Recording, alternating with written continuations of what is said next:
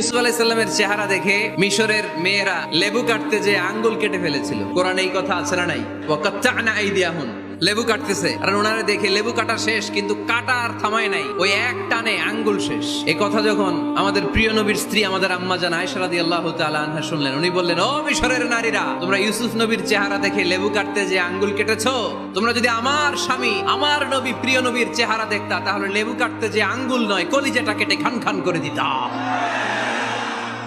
আমার নবীর সৌন্দর্যের সাথে কারো কোনো সৌন্দর্যের তুলনা হতে পারে? অনেকে বলে নবীদের মধ্যে ইউসুফ আলাইহিস সালাম বেশি সুন্দর ছিল, কিন্তু আমার নবীর চেয়ে বেশি সুন্দর।